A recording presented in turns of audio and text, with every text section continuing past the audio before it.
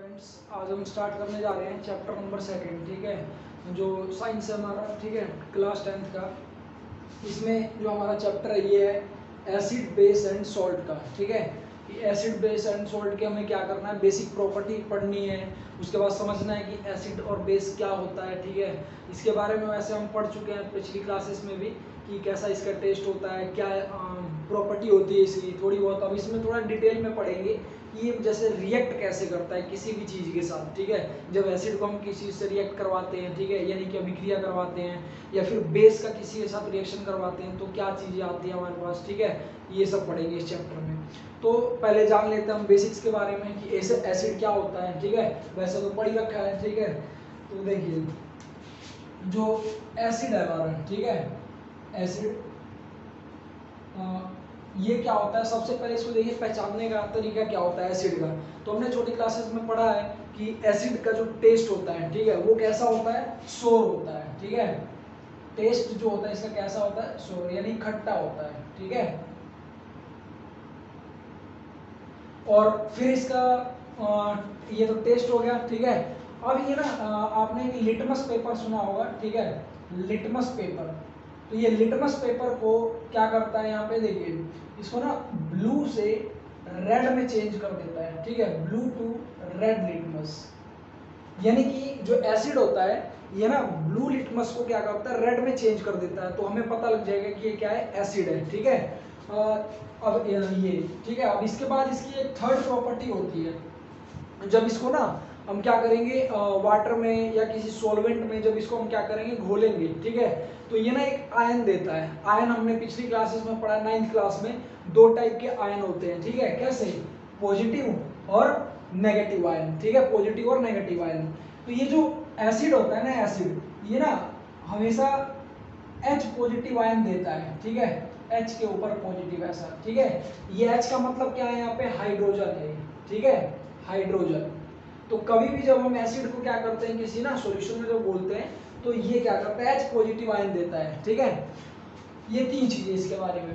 अब इसके बाद जैसे देखिए बेस होता है जो हमारा, ठीक है, बेस।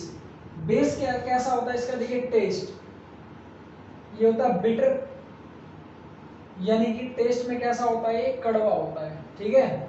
और ये लिटमस पेपर को क्या करता है, चेंज किस में कर देता है,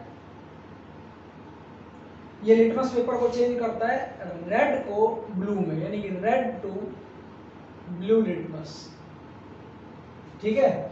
और तीसरा कि इसका जो आयन होता है ना, ये एक नेगेटिव आयन होता है, OH नेगेटिव, ठीक है। ये बेस की पहचान होती है हमेशा, ठीक है। तो OH को इसको क्या बोला जाता है, देखिए OH को पढ़ा जाता है हाइड्रोक्साइड, ठीक है, हाइड्रो ऑक्साइड, ठीक है।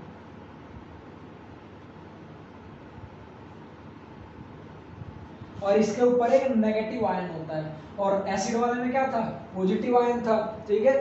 तो ये है बेस की कुछ प्रॉपर्टी। अब इसको ना देखिए, इसको ना लिटमस पेपर को क्या बोला जाता है, देखिए इंडिकेटर बोला जाता है। क्या बोला जाता है, इंडिकेटर। इंडिकेटर मतलब ये जनरली क्या करता है, इंडिकेट करता है कि क्या है, कोई केमिकल जो है वो एसिड है या फिर बेस है, ठीक है। तो अब देखिए, ये तो हो गया हमारा मैन मेड, ठीक है, बनाया जाता है। नेचुरल जो इंडिकेटर होते हैं वो क्या होते हैं, और इसको वैसे बनाया किससे जाता है, लिटमस पेपर को, ठीक है। ये वर्ड आपने सुना होगा, लाइकेन करके होता है, ठीक है, इससे ये बनता है, पौधा होता है वैसा बन जाता है, इसको बनाया जाता है इससे, मतलब, ठीक है, लिटमस पेपर को। उसके बाद एक होता है, देखिए, टर्मरिक। टर्मरिक मतलब ये जो हल्दी होता है ना, हल्दी, ये भी क्या होता है, एक नेचुरल इंडिकेटर होता है, ठीक है, कोई चीज एसिड है कि बेस है, ठीक है। ये हल्दी का हमने देखा होगा, जैसे चोट वोट लग जाती है ना, तो हम क्या करते हैं, हल्दी में चूना वगैरह क्या करते हैं मिक्स करके, और उसको क्या करते हैं, लगाते हैं जहाँ पे घाव होता है, ठीक है, या जहाँ पे दर्द होता है हड्डियों में। तो उसमें क्या होता है, देखिए, ये ना रेड कलर में चेंज हो जाता है, ठीक है, जैसे ही उसमें मिक्स करते हैं क्या होता है, रेड कलर में चेंज हो जाता है। तो इससे हमें पता लगता है कि क्या है, एसिड है कि बेस है, ठीक है। नेचुरल इंडिकेटर हल्दी है, ठीक है। अब इसके बाद हमें पढ़ना है इसके बारे में कि ये जो रिएक्ट करते हैं किसी के साथ, तो कैसा होता है, क्या बनता है, ठीक है। और देखिए, हमने एसिड और बेस के बारे में जाना अभी। अब इसके बाद थोड़ा सॉल्ट के बारे में देख लेते हैं। वैसे पूरे चैप्टर के बीच में इसके डिटेल पढ़ेंगे, ठीक है, सॉल्ट के बारे में। तो वैसे सॉल्ट होता क्या है, देखिए, सॉल्ट जो होता है ना, एसिड प्लस में बेस का मिक्सचर होता है, ठीक है, एसिड प्लस बेस का मिक्सचर। कैसे देखिए, जैसे मान लीजिए एक एसिड लेते हैं हम यहाँ पे हाइड्रोक्लोरिक, ठीक है, इसका नाम क्या होता है, हाइड्रोक्लोरिक एसिड, ठीक है, यानी कि हाइड्रोक्लोरिक अम्ल कहते हैं इसको, अम्ल। प्लस में एक बेस लेते हैं, जैसे मान लीजिए सोडियम हाइड्रोक्साइड यानी NaOH, ठीक है, इसको हम बोलते हैं सोडियम हाइड्रोक्साइड, ये बेस है और ये क्या है, एसिड है। देखिए मैंने शुरू में बताया था ना कि बेस के एंड में क्या होता है, एक OH नेगेटिव आयन होता है, ठीक, और एसिड में क्या होता है, एक H पॉजिटिव आयन होता है, ठीक है, ये ध्यान रखना है आपको। अब जैसे ये इनको हम रिएक्ट करवाएंगे ना जब यहाँ पे, तो क्या बन जाएगा, सॉल्ट बन जाएगा। देखिए Na और Cl ये मिल जाएंगे यहाँ पे, ठीक है, और प्लस में क्या हो जाएगा यहाँ पे H2O, ठीक है, यानी वाटर बन जाएगा।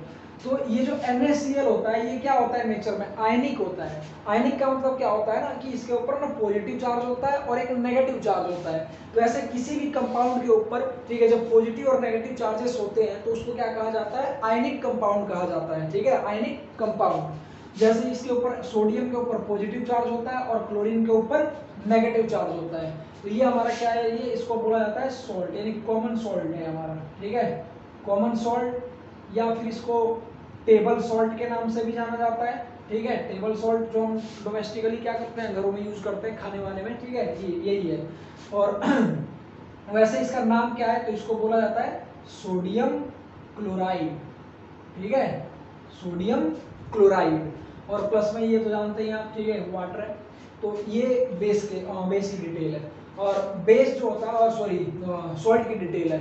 और सॉल्ट का जो टेस्ट होता है, ठीक है, वो नमकीन टाइप होता है, ठीक है, खारा टाइप बोलते हैं इसको, ठीक है, इसका सॉल्ट का। बाकी एसिड का और बेस का तो हमने देखा ही कि एसिड का टेस्ट कैसा होता है, खट्टा होता है, बेस का कैसा होता है, कड़वा होता है, ठीक है, इस तरह से। अब हमने पढ़ना है रिएक्शंस के बारे में, ठीक है, कि रिएक्शन जैसे होती है ना जब एसिड की या फिर बेस की मेटल के साथ या फिर नॉन मेटल के साथ, तो ये क्या फॉर्म करते हैं, ठीक है।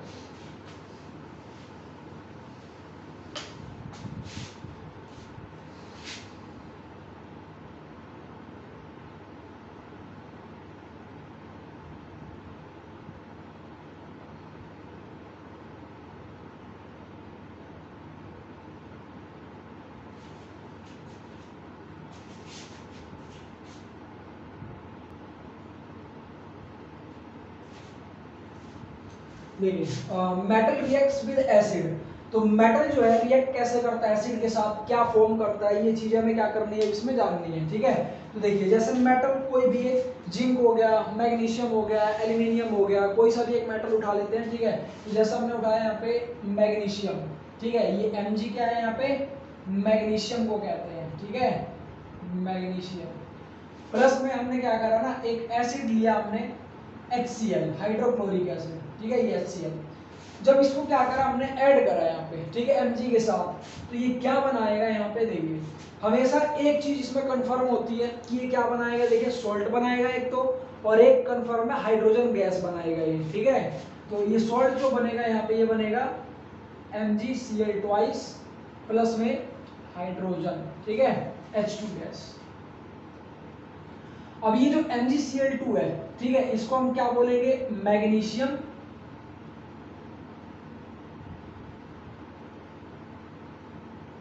क्लोराइड, ठीक है, मैग्नीशियम क्लोराइड। और ये क्या है, हाइड्रोजन गैस है। तो ये कंफर्म है कभी भी कि कोई भी अगर मेटल जब एसिड के साथ रिएक्ट करता है तो क्या बनाता है, सॉल्ट, और प्लस में क्या बनाता है, हाइड्रोजन। अब ये देखिए हाइड्रोजन जो है ना, जैसे मान लीजिए ये एक डायग्राम के थ्रू हम समझते हैं इसको, ठीक है। इस डायग्राम में जैसे मान लो कि ये एसिड है, ठीक है, ये मान लीजिए यहाँ पे HCl एसिड है, ठीक है। इसमें हमने क्या करा ना, ये मैग्नीशियम के ना दाने डाल दिए यहाँ पे ऐसे करके, ठीक है, ये मैग्नीशियम के हमने क्या कर दिए, ग्रेनुल्स डाल दिए दाने। अब इसमें क्या होगा, ये देखिए ये मैग्नीशियम ग्रेनुल्स है,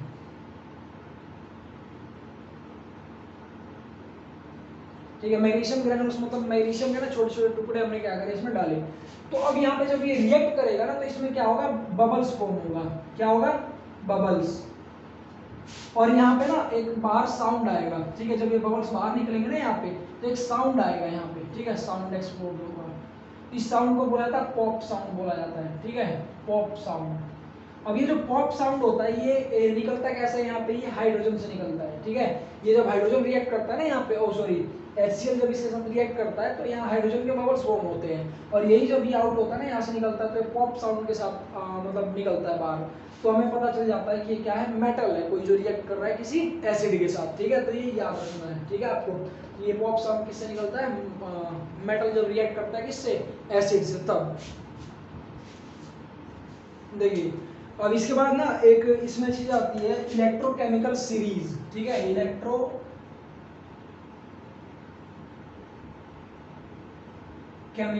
सीरीज।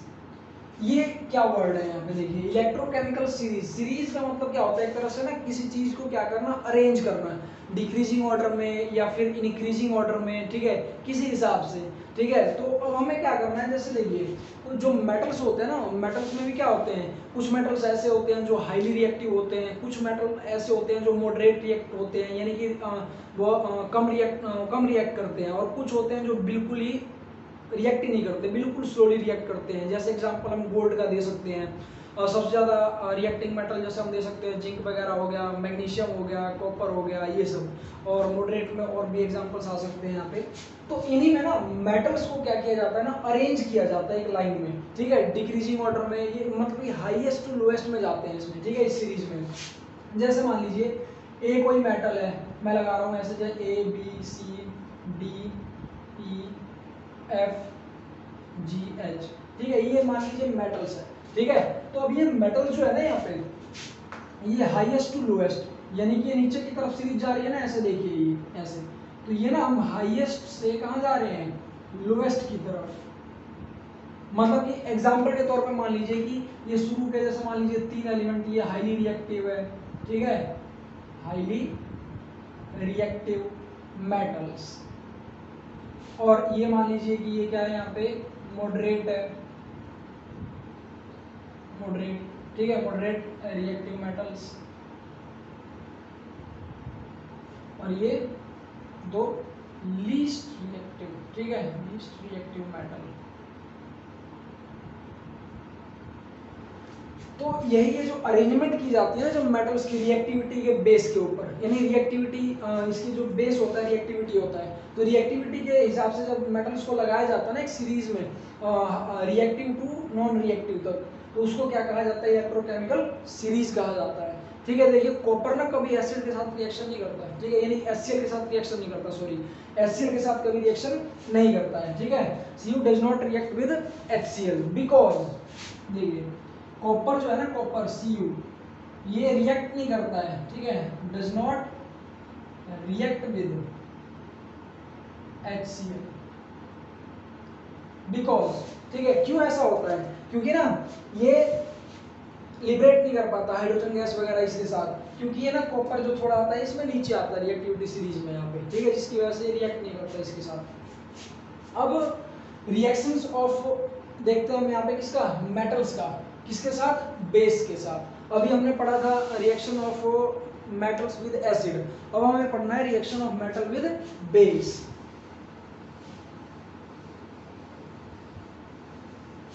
देखिए बेस के बारे में मैंने बताया था आपको, ठीक है,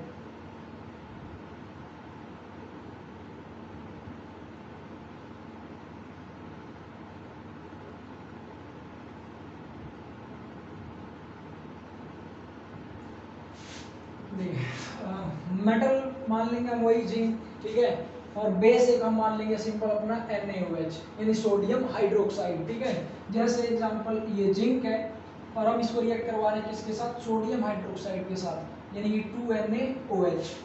अब जब इसको रिएक्ट करवाएंगे ना तो ये क्या बनाएगा, देखिए सबसे पहले तो बनाएगा सोडियम जिंकेट, यानी कि Na2ZnO2, ठीक है, Na2ZnO2 और प्लस में हाइड्रोजन गैस, ठीक है। ये चीज तो ये क्या बनाएगा, पक्का बनाएगा ही बनाएगा, ठीक है, हाइड्रोजन गैस।